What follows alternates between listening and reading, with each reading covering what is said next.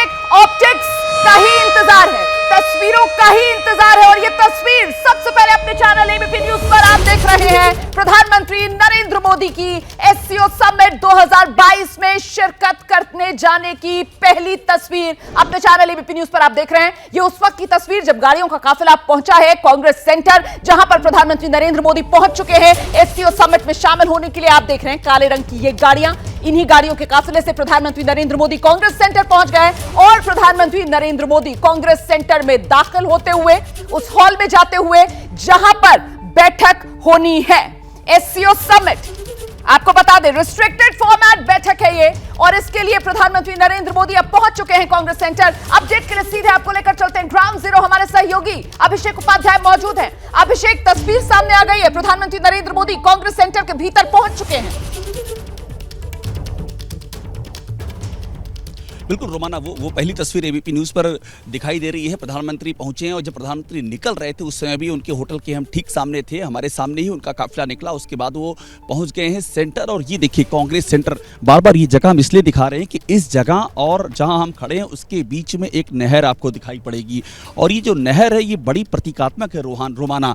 ये नहर आप ये मान लीजिए कि यही एक तरह से ये कहा जा रहा है, सिंबोलिज्म में कहा जा रहा है कि ऐसी एक नहर है ईस्ट और वेस्ट के बीच में, जिस पर बैलेंसिंग करने का इकलौता काम अगर किसी के पास है तो भारत के पास है। क्योंकि इस नहर के भीतर जो खाई है, कूटनीतिक भाषा में वो खाई लगातार गहरी होती जा रही है। और जो पहला फोटो आप मिलेगा उसकी भी तस्वीर हमने भेजी है।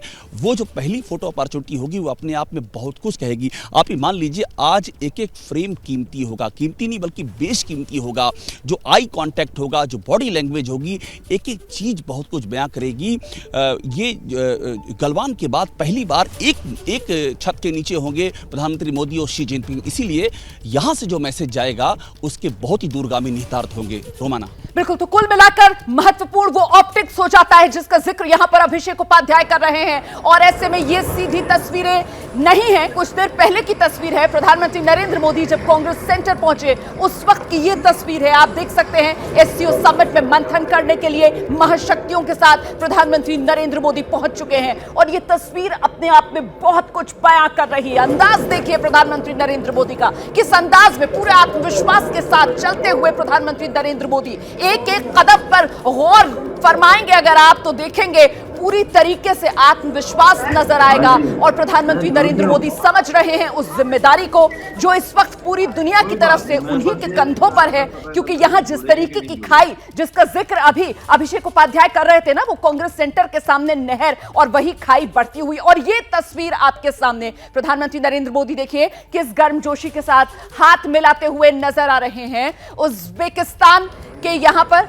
राष्ट्रपति मौजूद हैं और उनके साथ प्रधानमंत्री नरेंद्र मोदी पूरी गर्मजोशी के साथ हाथ मिलाते हुए, ये तस्वीर पहली तस्वीर राष्ट्राध्यक्ष के साथ हाथ मिलाते हुए प्रधानमंत्री नरेंद्र मोदी की नजर आ रही है। और कहीं ना कहीं इसी से वो संदेश जो प्रधानमंत्री नरेंद्र मोदी ने दिया था समरकंद के लिए रवाना होने से पहले, वही सच साबित होता हुआ नजर आ रहा है कि सकारात्मकता के साथ भारत एससीओ समिट के लिए कदम आगे बढ़ा रहा है।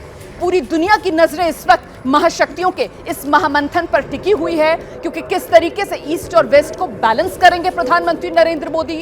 अपने दोस्त, ऐतिहासिक भारत के दोस्त जिनके साथ रिश्ते बहुत पुराने हैं, रूस, उसके साथ भी दोस्ती निभानी है। और यकीनन राष्ट्रपति पुतिन जब आज प्रधानमंत्री नरेंद्र मोदी से मिलेंगे तो थैंक यू मोदी कहेंगे पुतिन। क्योंकि रूस यूक्रेन युद्ध के दौरान रूस को जिस तरीके से अलग थलग किया गया, जो दबाव भारत पर भी डाला गया रूस की निंदा करने का, भारत ने उस दबाव को दरकिनार किया, रूस के साथ अपने रिश्तों को कायम रखा। जी, तस्वीरों के साथ साथ आने वाली तस्वीरों पर एम्बेसडर वोरा से जरा जानना चाहिए कि आखिर ऐसी बैठकों में क्या होता है। और 90% जो डिसीजंस दिए जाते हैं उन पे कार्यान्वयन नहीं होता, इम्प्लीमेंट नहीं होते। केवल मेरे को तो 50 साल का एक्सपीरियंस है डिप्लोमेसी में, 10% जो है वो इम्प्लीमेंट करते। कितनी सारी मीटिंग्स होती हैं, कितने डिसीजंस लिए जाते हैं, लेकिन एक एक के पीछे एक्शन लेना बहुत मुश्किल होता है। ये होता है कि सेट ऑफ प्रिंसिपल्स इनंसिएट करते हैं, एंटी टेररिज्म होना चाहिए, कनेक्टिविटी होना चाहिए, एनर्जी सिक्योरिटी, ये सब चीज़ें वहाँ पर होंगी। एक बहुत अच्छी चीज़ जो हम अब मैं पढ़ रहा हूं, अच्छी का मतलब इंटरेस्टिंग है कि आजकल रेड क्वाड की बात चल रही है, चाइना, रशिया, ईरान और पाकिस्तान, जो ऑटोक्रेसीज हैं, जो डेमोक्रेसीज नहीं है या इम्परफेक्ट डेमोक्रेसीज हैं, कहते हैं वो भी इकट्ठे हो बिल्कुल रहे हैं। एम्बेसडर वोरा, बहुत महत्वपूर्ण होगी आज की मुलाकातें, और इस मुलाकातों के सिलसिले के अंदर बहुत सारी चीजें होनी, क्योंकि प्रधानमंत्री की बहुपक्षीय मुलाकात एससीओ में होगी, साथ ही मुलाकात होगी उनकी ईरान के राष्ट्रपति से, रूस के राष्ट्रपति से और साथ ही उज्बेकिस्तान के राष्ट्रपति से। जैसे ही घड़ी का काटा दोपहर 2:30 पे आए, बबीता जी का दिल सास बहू साजिश के लिए मचल जाए। और ये है इनकी बहू, पूरे दिन ऑफिस की टेंशन हो जाए गॉन जब ये करें अपना फेवरेट शो फ्री टाइम पे ऑन।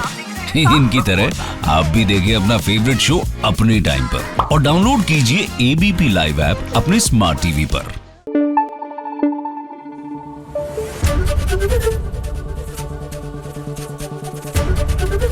एबीपी न्यूज आपको रखे आगे।